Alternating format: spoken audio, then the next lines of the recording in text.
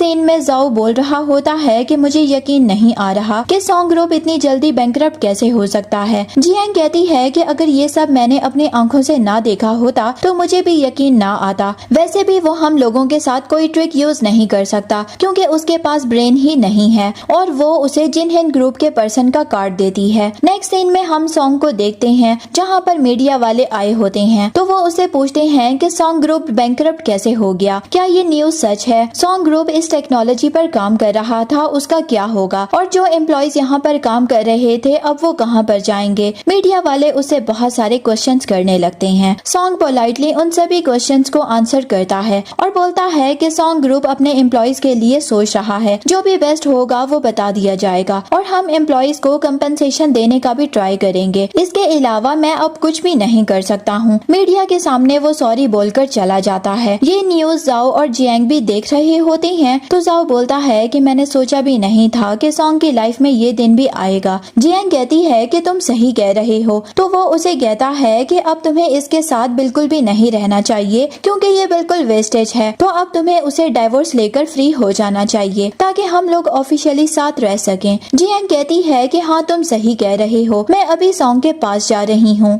Song का assistant उसे कहता है कि आप अपनी कंपनी को ऐसे कैसे छोड़ सकते हो, मैं ओल्ड मैन से बात करने जा रहा हूँ और कहता है कि आज रात मैं खुद ओल्ड हाउस जाऊंगा और उनसे बात करूंगा। थोड़ी देर बाद उसके ऑफिस में जियांग पहुँच जाती है। वो उसे देखकर खुश होने की एक्टिंग करता है और बोलता है कि अच्छा हुआ वाइफ तुम आ गई। जियांग उसके हाथ को हटाकर कहती है कि मुझे तुमसे डाइवोर्स चाहिए। वो उसे बोलता है कि तुम मेरे साथ ऐसा मजाक क्यों कर रही हो। इस पर जियांग उसे थप्पड़ मार देती है कि तुम्हें ये मजाक लग रहा है। सॉन्ग इमोशनल होकर कहता है कि मैं बैंकरप्ट हो गया हूँ इसीलिए तुम मुझसे डाइवोर्स लेना चाहती हो। वो हंसकर कहती है कि और क्या, वरना तुम्हारे पास ऐसी कोई भी एबिलिटी नहीं है कि तुम एक लूजर हो। अच्छा होगा कि तुम डाइवोर्स पेपर को साइन करके अपने डिग्निटी को बचा लो, वरना मैं तुम्हें पूरी दुनिया के सामने बहुत जलील करूंगी। वो उसे कहता है कि इतनी भी क्या जल्दी है, मुझे तुमसे कुछ पूछना है, क्या 10 साल पहले फायर इंसिडेंट के टाइम तुमने ही मेरी जान बचाई थी। वो बोलती है कि बिल्कुल भी नहीं, मैं तुम जैसे लूजर को बचाने के लिए अपनी जान जोखिम में क्यों डालूंगी। सॉन्ग बोलता है कि इसका मतलब मेरा अंदाजा सही था और वो डाइवोर्स पेपर पर साइन कर देता है। जियांग खुश होकर वहाँ से चली जाती है कि फाइनली इस लूजर से मेरा पीछा छूटा। सॉन्ग ने जो ड्रग्स डेवलप की थी वो फैंग को खाने के लिए देता है और बोलता है कि ये मैंने किसी स्पेशल पर्सन के लिए बनाई थी, पर वो पर्सन धोखेबाज निकली। यहाँ हम जानते हैं कि वो अपनी एक्स वाइफ जियांग की ही बात कर रहा होता है। अब हम जिनहिन ग्रुप के पार्टी का सीन देखते हैं जहाँ पर सभी लोग बात कर रहे होते हैं कि जिनहिन ग्रुप के चेयरमैन की डॉटर आज पार्टी में आने वाली हैं। आज से पहले किसी ने भी उन्हें पब्लिकली नहीं देखा, कोई नहीं जानता कि वो कौन है और कैसी दिखती है। जियांग सोच रही होती है कि लगता है कि वो कोई अगली लड़की होगी, इसीलिए खुद को छुपा कर रखती है। तभी अनाउंसमेंट होती है कि जिनहिन ग्रुप की डॉटर आ रही है और सभी के होश ही उड़ जाते हैं क्योंकि वो लड़की कोई और नहीं बल्कि हमारी हीरोइन फैंग होती है। जियांग और जाओ दोनों शॉक्ड हो जाते हैं कि ये जिनहिन ग्रुप की डॉटर अगली फैंग की तरह क्यों दिख रही है। जाओ कहता है कि ये बस हमारी मिसअंडरस्टैंडिंग है क्योंकि फैंग अभी तक हॉस्पिटल में है और वो जिनहिन ग्रुप की डॉटर को इम्प्रेस करने के लिए उसके पास पहुंच जाता है और बोलता है कि मैं हॉस्पिटल का डायरेक्टर हूँ। वो बोलती है कि तुम्हें देखकर मुझे किसी की याद आ रही है, लेकिन वो पर्सन मर चुका है। जाओ कहता है कि सॉरी, मुझे ये जानकर दुख हुआ,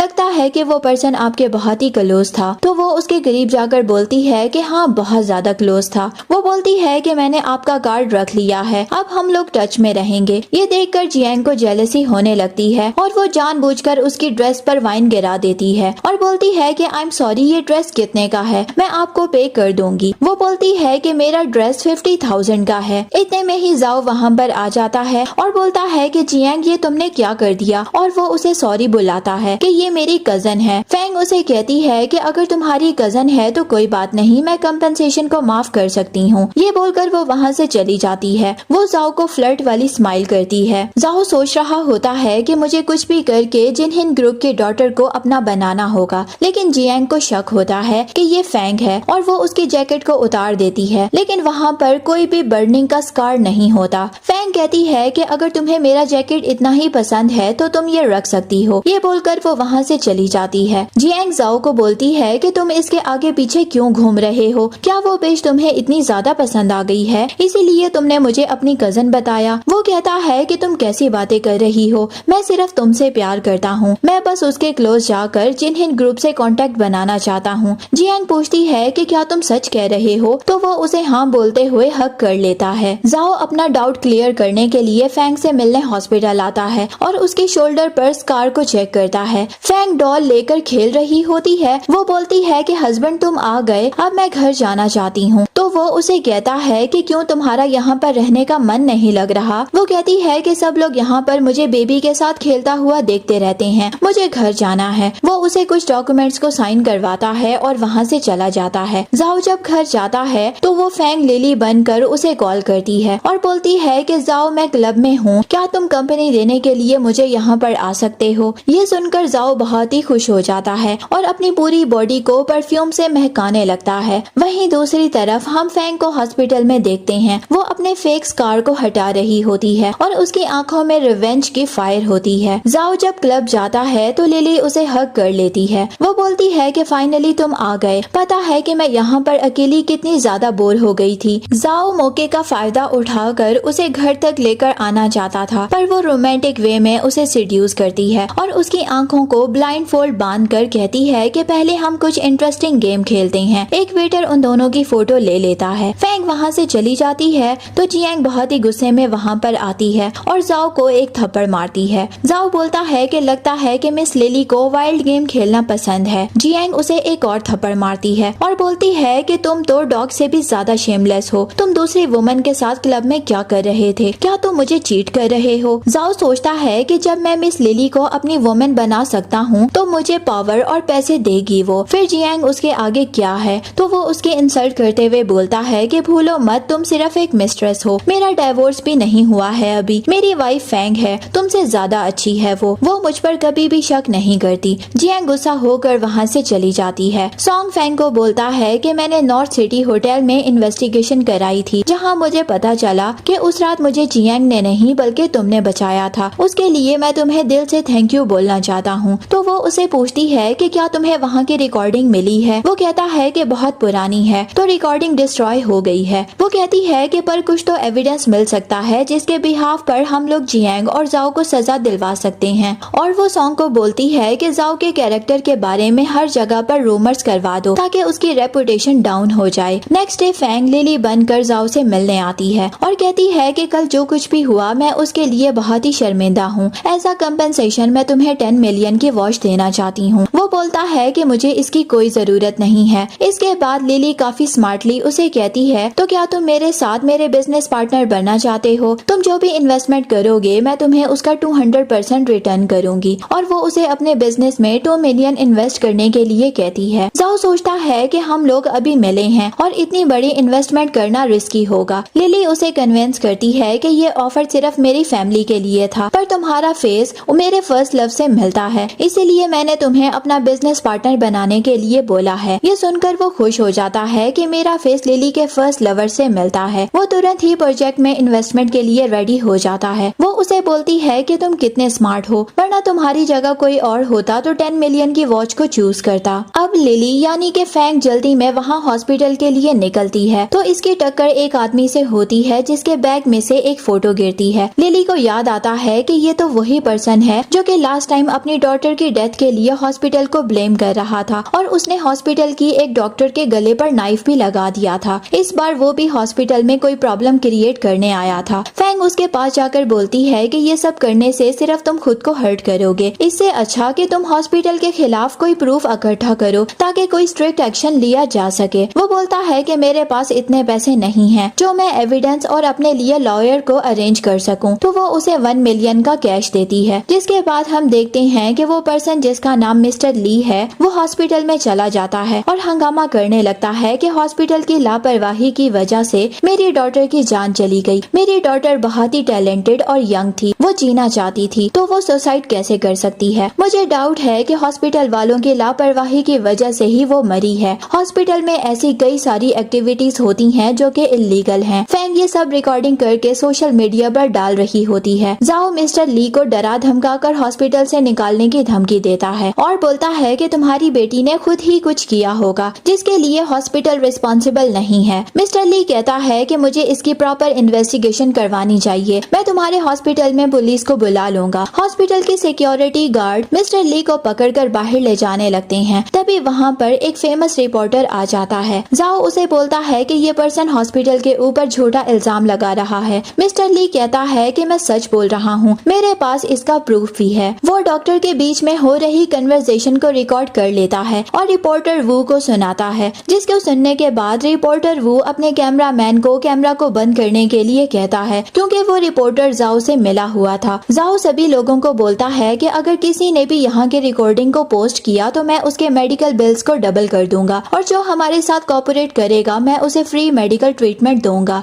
ये सुनकर सभी लोग खुश हो जाते हैं। जाओ मिस्टर ली को बुलाता है कि तुम्हारी डॉक्टर के मरने का मुझे भी दुख है, उसके लिए मैं तुम्हें 50,000 का कंपनसेशन दे सकता हूँ। वो बोलता है कि मुझे तुम्हारे पैसे नहीं चाहिए, मुझे सिर्फ जस्टिस चाहिए। ये सुनकर वो अपने गार्ड्स को कहता है कि इसे धक्के मारकर यहाँ से ले जाओ। इतने में ही पुलिस हॉस्पिटल के अंदर आ जाती है। वो बोलते हैं कि हम यहाँ तुम्हें अरेस्ट करने आए हैं, तुम्हारे अगेंस्ट कंप्लेंट है। लिली जल्दी से अपने फोन को बंद कर देती है कि अभी तक उसने जो भी रिकॉर्डिंग किया था वो सब कुछ लाइव पोस्ट हो रहा था। ये सुनकर जाओ हैरान रह जाता है और मन ही मन में फैंग सोच रही होती है कि अभी तो बस ये शुरुआत है, आगे आगे देखो कि होता क्या है। पुलिस वाले जाओ को पकड़कर ले जाते हैं। हॉस्पिटल में मौजूद सभी पेशेंट्स और उनके रिलेटिव्स बहुत ही खुश होते हैं। आगे हम देखते हैं कि जाओ पुलिस स्टेशन से बाहर आ जाता है और वो हॉस्पिटल में अपने ऑफिस के अंदर होता है, जहाँ पर हर तरफ उसके बारे में बैड न्यूज आ रही होती है कि हॉस्पिटल में बहुत सारे इलीगल क्राइम्स और लोगों की डेथ्स हुई हैं, जिसके बारे में हॉस्पिटल ने छुपाने की कोशिश की है। साथ ही साथ बड़े लेवल का पैसों का घोटाला भी होता है, जिसके लिए हॉस्पिटल की हर एक्टिविटी पर नजर रखी जा रही होती है। और इस न्यूज के बाहर आने के बाद काफी सारे शेयर होल्डर्स ने अपने शेयर्स निकाल लिए हैं, जिसकी वजह से हॉस्पिटल बंद होने की कगार पर आ गया है। वो कहता है कि अगर इन्वेस्टिगेशन में ये पता चल गया कि मैंने क्या किया है तो मैं पूरी दुनिया के सामने एक्सपोज हो जाऊंगा। अब हम देखते हैं कि जाओ जियांग से बात कर रहा होता है तो जियांग उसे कन्विंस करने की कोशिश कर रही होती है कि मुझे जिनहिन ग्रुप की डॉटर कुछ अजीब लग रही है, मुझे लगता है कि वो तुम्हारी वाइफ फैंग है और वो तुम्हें पागल बना रही है। नेक्स्ट सीन में हम जाओ और फैंग को एक साथ कैफे में देखते हैं। फैंग अपनी कॉफी में शुगर मिला रही होती है तो जाओ उसे कहता है कि मुझे लगता है कि मिस लिली आपने घर पर कुछ ज्यादा ही काम करती हैं, इसीलिए आपके हाथ बहुत ही रफ हैं। वो कहती है कि दरअसल मुझे माउंटेन क्लाइंबिंग और मिट्टी से स्टैचू बनाना बहुत ही पसंद है, इसीलिए मेरे हाथों की स्किन थोड़ी सी रफ है। वो बोलता है कि मुझे तो लगा था कि रिच फैमिलीज की डॉटर में से तो सारा दिन फूलों की खुशबू आती होगी, पर आपके अंदर से तो हॉस्पिटल की डिसइंफेक्टेंट की महक आ रही है। वो कहती है कि दरअसल आज मैं हॉस्पिटल गई थी एक क्यूट से पपी को लेकर। मैं उस पपी को मेडिसिन लगा रही थी पर उसने मुझे ही काटने की कोशिश की। तुम जानते हो ना कि बीस्ट रहता है। जाओ को उस पर कुछ शक होने लगता है, इसीलिए वो उससे इस तरह की बातें कर रहा होता है और वो लिली को एक फोटो दिखाकर बोलता है कि मुझे नेट पर तुम्हारे बचपन की ये फोटो मिली है, क्या तुम मुझे अपने बचपन की और फोटोज दिखा सकती हो। लिली थोड़ा सा परेशान हो जाती है और उसे बोलती है कि दरअसल मेरे फोन में फोटोज नहीं है, एक्चुअली में वो डिलीट हो गई थी, पर मैं वॉशरूम से होकर आती हूँ। उसी कैफे में जियांग भी आई होती है और वो उसे बोलती है कि देखा तुमने, ये कोई रिच फैमिली की डॉटर नहीं है बल्कि तुम्हारी वाइफ फैंग है। फैंग वॉशरूम के बहाने सॉन्ग को कॉल लगाकर कहती है कि जाओ को मुझ पर शक हो गया है और वो मुझसे बचपन की फोटोज मांग रहा है। फैंग एजा लिली फिर जाओ के पास वापस आती है और उसे बोलती है कि ये देखो मेरी बचपन की फोटोज। वहीं पर जियांग भी होती है और बोलती है कि फैंग तुम कितना झूठ बोलोगी, अब तुम्हारे पास झूठ बोलने का कोई भी फायदा नहीं है क्योंकि तुम एक्सपोज हो चुकी हो। ये बोलकर वो फिर से उसकी जैकेट को शोल्डर से हटा देती है, लेकिन वहाँ पर कोई भी बर्निंग का स्कार नहीं होता, जिसे देखकर जियांग और जाओ दोनों ही शॉक्ड हो जाते हैं। लिली बोलती है कि ये क्या बदतमीजी है, तुम जानते नहीं हो कि मैं कौन हूँ। जाओ बोलता है कि आई एम सॉरी लिली, मेरी कजन थोड़ी बेवकूफ है, इसीलिए वो अनजाने में ऐसी हरकतें कर जाती है। वो बोलती है कि अगर ये पागल है तो उसे घर पर रखा करो, वरना ये पब्लिक प्लेसेस ऑफिस पर आकर औरों को परेशान करती है एंड लिली गुस्से में वहाँ से उठकर चली जाती है। जाओ उसे बोलता है कि ये तुम क्या कर रही हो, रियल में जिनहिन फैमिली की डॉटर है वो, और उसने मुझे प्रॉमिस किया है कि वो 2 मिलियन की इन्वेस्टमेंट करने के बदले में मुझे 200 का रिटर्न देगी। पैसों का सुनकर जियांग भी लालच में आ जाती है और उसे बोलती है कि ये तो बहुत ही अच्छी बात है,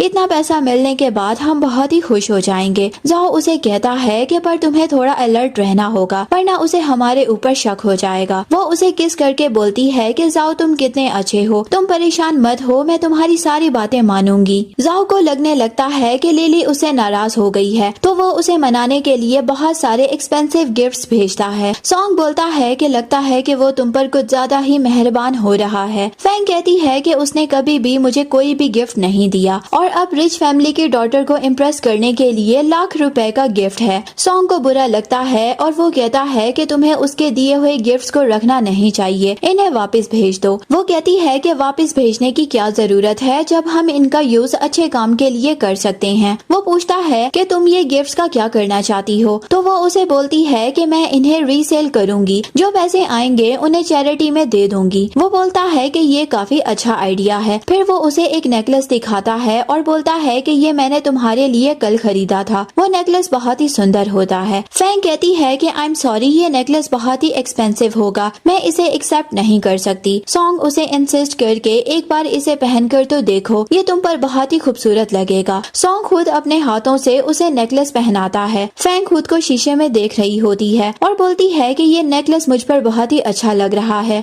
लेकिन सॉन्ग के दिल में तो कुछ और ही चल रहा होता है। वो उसे कहता है कि ये नेकलेस नहीं बल्कि तुम बहुत ज्यादा खूबसूरत लग रही हो, और वो उसे अपनी फीलिंग्स को एक्सप्रेस कर देता है। वहीं दूसरी तरफ जाओ सोच रहा होता है कि मैंने इतने एक्सपेंसिव गिफ्ट्स और लग्जरी आइटम्स को भेजा है, तब भी लिली का कोई भी कॉल या मैसेज नहीं आया, और वो जियांग को गुस्सा कर रहा होता है कि ये सब कुछ तुम्हारी वजह से हुआ है, वो रिच लड़की मेरे हाथों से निकल जाएगी। जियांग जाओ को मनाने के लिए उसके पास आकर रोमांटिक होने की कोशिश करती है और उससे पूछती है कि तुम्हें डर तो नहीं लगता अगर तुम्हारी न्यू गर्लफ्रेंड लिली को पता चल जाए कि मैं तुम्हारी कजन नहीं बल्कि लवर हूँ। वो लोग उसके बारे में बात ही कर रहे होते हैं, इतने में ही डोर पर नॉक होने लगता है। जाओ डोर ओपन करता है और बोलता है कि लिली तुम यहाँ पर इतनी रात में क्या करने आई हो। वो कहती है कि मुझे तुम्हारे भेजे हुए गिफ्ट्स बहुत ही पसंद आए, इसीलिए मैं तुमसे मिलने चली आई, पर शायद तुम्हें मेरा यहाँ पर आना अच्छा नहीं लगा तो मैं वापस चली जाती हूँ। तो वो उसका हाथ पकड़कर अंदर लेकर आता है। लिली जियांग को वहाँ पर देखकर बोलती है कि मुझे तुम्हारे ब्रदर और सिस्टर के रिलेशनशिप को देखकर जलन होती है। जाओ कवर करते हुए बोलता है कि दरअसल हम लोग बाहर डिनर करने जा रहे थे, अब तुम आ गई हो तो हम सभी किसी अच्छे से रेस्टोरेंट में चलते हैं। वो बोलती है कि आज मेरे घर का हेल्दी खाना खाने का मन है, इसी बहाने तुम्हारी कजन सिस्टर की कुकिंग स्किल्स का भी पता चल जाएगा। जाओ कहता है कि हाँ बिल्कुल, वैसे भी जियांग बहुत ही अच्छा खाना बनाती है। वो जबरदस्ती साइड पर उसे लेकर जाकर बोलता है कि जाओ कुछ अच्छा सा बना कर लाओ। जाओ लिली को सॉरी बोलता है। लिली बोलती है कि इसकी कोई जरूरत नहीं है, वैसे भी कौन इतना हैंडसम मैन से नाराज रह सकता है। ये बोलते हुए वो उसके क्लोज आ जाती है। कुकिंग करते हुए जियांग की हालत बहुत ही बुरी हो जाती है, उसके हाथ जल जाते हैं। वो लिली से जेलस होकर उसके खाने में कुछ मिला देती है और कहती है कि ये सलाद ट्राई करो, मैंने स्पेशल तुम्हारे लिए बनाया है। लिली कहती है कि अरे ऐसे कैसे, तुमने इतनी मेहनत से खाना बनाया है तो पहले टेस्ट तो तुम्हें ही करना चाहिए। ये बोलकर वो उसके बाउल में सर्व कर देती है। जियांग उसे ना नहीं कह पाती तो जाओ और फैंग उसे बोलते हैं कि क्या हुआ, तुमने इस खाने में कुछ मिलाया है क्या। इस पर उसे मजबूरी में वो बाइट खानी पड़ती है और इसी तरह वो खाना उन दोनों को खिला देती है और बोलती है कि अब उसका खाना खाने का कुछ भी मूड नहीं है। जिसके बाद वो जाओ से कहती है कि मेरे पास तुम्हारे लिए एक अच्छी इन्वेस्टमेंट ऑफर है, अगर तुम मेरे न्यू प्रोजेक्ट में 50 मिलियन इन्वेस्ट करते हो तो मैं तुम्हें इसका 200% रिटर्न करूंगी। ये सुनकर जाओ के मन में और भी लालच आ जाती है। उसे लगता है कि जैसे उसे 2 मिलियन इन्वेस्ट करने पर इतना बड़ा रिटर्न मिला है, अभी ऐसा ही होगा, तो वो पैसा लगाने के लिए तैयार हो जाता है। जियांग उसे समझाती है पर वो उसकी एक भी नहीं सुनता। नेक्स्ट डे जाओ और जियांग फैंग से मिलने हॉस्पिटल जाते हैं, जहाँ पर फैंग ऐसा प्रेटेंड करती है कि उसकी मेंटल कंडीशन बिल्कुल खराब हो गई है और वो एक डॉल को अपना बेबी बनाकर उसके साथ खेल रही होती है। जाओ उसे बोलता है कि अब हमारा घर जाने का टाइम आ गया है। वो उसे कार में बिठाकर घर जाने को कहता है और बोलता है कि मैं हॉस्पिटल से फ्री होऊंगा और तुम्हारे लिए बहुत सारे गिफ्ट्स लेकर आऊंगा। थोड़ी देर बाद उसके फोन पर एक कॉल कॉल आती है कि आपकी वाइफ का कार एक्सीडेंट हो गया है और उनकी कार रिवर में गिर गई है। जाओ और जियांग वहाँ जाकर बहुत ही रोने धोने का नाटक करते हैं और बोलते हैं कि हम फैंग के बिना कैसे रहेंगे, फैंग मेरा सब कुछ है। और वहीं जियांग भी बोलती है कि फैंग बिल्कुल मेरी बहनों की तरह थी। मन ही मन में दोनों खुश हो रहे होती हैं कि फाइनली फैंग का चैप्टर क्लोज हो गया। अब फैंग फेक डेथ की न्यूज देख रही होती है, सोच रही होती है कि अब फाइनली मुझे ड्यूल लाइफ जीना नहीं पड़ेगी। इतने में ही सॉन्ग के पास हॉस्पिटल से कॉल आता है कि उसकी मॉम को होश आ गया है और वो फैंग को बुलाता है कि क्या तुम मेरे साथ मॉम से मिलने हॉस्पिटल चलोगी। तो फैंग थोड़ा नर्वस फील करती है पर साथ जाने के लिए वो हाँ कह देती है। हॉस्पिटल में सॉन्ग की मॉम फैंग को देखकर काफी खुश होती हैं और बोलती हैं कि तुम वही लड़की हो जिसने 10 साल पहले मेरे सॉन्ग की जान बचाई थी, उसके लिए तुम्हारा बहुत बहुत शुक्रिया। वो उसे एज अ गिफ्ट पेंडेंट देती हैं। फैंग कहती है कि ये तो आपका फैमिली हेयरलूम है, इसे मैं कैसे ले सकती हूँ, इस पर तो आपकी डॉटर इन लॉ का राइट बनता है। सॉन्ग कहता है कि वो इतने प्यार से दे रही हैं तो ले लो ना। फाइनली फैंग मॉम का दिया हुआ पेंडेंट एक्सेप्ट कर लेती है कि इतने में ही उसके पास जाओ का मैसेज आता है कि मैं 50 मिलियन की इन्वेस्टमेंट करने के लिए रेडी हूँ, क्या तुम मुझसे कैफे में आकर मिल सकती हो। सॉन्ग उसे वहाँ जाने के लिए हाँ बोल देती है। अब हम दोनों को कैफे में देखते हैं जहाँ पर वो उसे 50 मिलियन का कार्ड देकर बोलता है कि मुझे तुम पर बहुत ट्रस्ट है, आई बिलीव कि तुम मुझे धोखा नहीं दोगी। फिर वो उसके कोट में एक फ्लावर पिन लगा देती है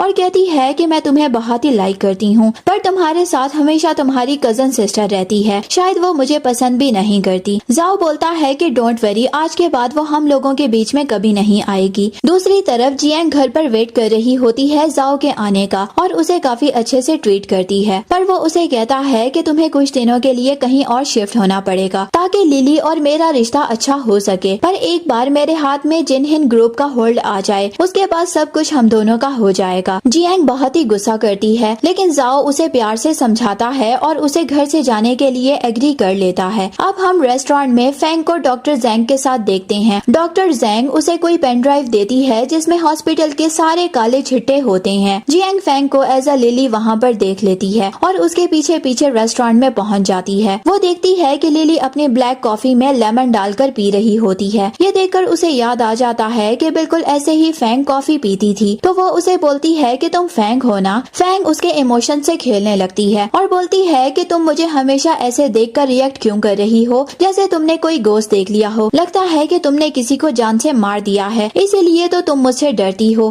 क्या मेरी शक्ल उससे मिलती है। जियांग बहुत ही डर जाती है और वो अपना सर पकड़ने लगती है और पागलों की तरह अपने बालों को खींचना शुरू कर देती है। फ्लैशबैक में दिखाया जाता है कि फैंग जिस दिन जाओ से मिलने उसके घर गई थी तो उसने जियांग की मल्टीविटामिन्स को उन मेडिसिन से बदल दिया था जो मेडिसिन जाओ उसे खाने के लिए देता था। वो सोच रही होती है कि मुझे तुम्हें इस कंडीशन में देखकर बहुत ही मजा आ रहा है। दूसरी तरफ जाओ को हेडेक हो रहा होता है। वो मेडिसिन लेकर रेस्ट करने की कोशिश करता है पर इतने में ही जियांग उसके पास चिल्लाते हुए पहुंच जाती है कि फैंग वापस आ गई है। वो बोलता है कि तुम्हारा दिमाग खराब हो गया है कि तुम इस तरह की बातें कर रही हो, स्लीपिंग मेडिसिन लो और जाकर सो जाओ, तुम्हें अच्छा फील होगा। जियांग इतनी ज्यादा डर जाती है कि उसको सोने में भी बहुत डर लग रहा होता है। उसे लग रहा होता है कि फैंग का गोश्त उसके आसपास है और वो उसे अपने साथ ले जाने आया है। तभी फैंग लिली बनकर जाओ के घर आती है और उसे पूछती है कि वो बार बार फैंग का नाम ले रही है, क्या वो कोई स्पेशल पर्सन है। तो वो उसे कहता है कि कुछ नहीं, मैंने तुम्हें बोला था ना कि मेरी सिस्टर की दिमागी हालत कुछ ठीक नहीं है। जियांग बार बार फैंग का बोलकर उसे टॉर्चर कर देती है और वो खुद जाकर फैंग की बॉडी को फाइंड करने की कोशिश करता है जहाँ पर फैंग व्हाइट ड्रेस पहनकर आ जाती है और वो उसे गोश्त समझकर डरकर भाग जाता है। फैंग जियांग और जाओ दोनों को बिल्कुल पागल बना देती है। वो दोनों को हॉस्पिटल पहुँचा देते हैं। साथ ही साथ जाओ की फाइनेंशियल कंडीशन बिल्कुल खराब हो जाती है। ये मान लो कि वो बिल्कुल रोड पर ही आ जाता है। जब हॉस्पिटल में होता है तो वो उसे मिलने जाती है और बोलती है कि क्या तुमने अपनी वाइफ फैंग को मारा है। वो बोलता है कि तुम्हें ये किसने बोला। तो वो बताती है कि जियांग ने मुझे बताया है। फैंग उन दोनों को काफी मेंटली टॉर्चर कर चुकी होती है और अपनी रियल आइडेंटिटी रिवील करती है कि मैं ही फैंग हूँ। ये सुनकर वो बोलता है कि इसका मतलब तुमने मुझे चीट किया और मुझे फाइनेंशियली बर्बाद कर दिया। तो वो उसे मारने वाला होता है पर सॉन्ग वहाँ आकर उसे प्रोटेक्ट कर लेता है और उसकी चेस्ट पर एक किक मारता है। यहाँ हमें पता चलता है कि जिनहिन ग्रुप सॉन्ग की मॉम की कंपनी होती है। फैंग उसके ऊपर अपनी सारी फ्रस्ट्रेशन निकाल देती है और बोलती है कि ये मुझे और मेरे बच्चे को हर्ट करने के लिए है। सॉन्ग उसे हैंकी देकर बोलता है कि अपने अपने हाथ साफ कर लो, इस घटिया आदमी को टच करके गंदे हो गए होंगे। थोड़ी देर बाद पुलिस आ जाती है और उसे पकड़कर ले जाती है। अगले सीन में हम उन दोनों को पार्क में वॉक करता हुआ देखते हैं, जहाँ पर फैंग का बेबी भी होता है। सॉन्ग उससे पूछता है कि जाओ को लाइफ टाइम की जेल हो गई है और जियांग पागल खाने में है, तो तुम्हारा फ्यूचर का क्या प्लान है। वो उसे कहती है कि मैं बस अपने बेटे के साथ रहना चाहती हूँ। तो वो उससे पूछता है कि क्या तुम मुझे लाइक नहीं करती, तो वो चुप हो जाती है। सॉन्ग के पास उसकी मॉम की कॉल आती है और वो उसे कहती है कि तुमने मेरी डॉटर इन लॉ को शादी के लिए मनाया या नहीं, वरना मैं खुद से उसे कॉल कर रही हूँ। मॉम फैंग को कॉल करके शादी के लिए कन्विंस करती हैं और वो उसे बोलती हैं कि वो दो छोटी बच्ची की जो फोटोज थी वो कोई और नहीं बल्कि सॉन्ग की बचपन की फोटोज थी। फैंग बहुत ही जोर से हंसती है और सॉन्ग को एक्सेप्ट कर लेती है। Thank you so much for watching. See you in a next video. Bye bye.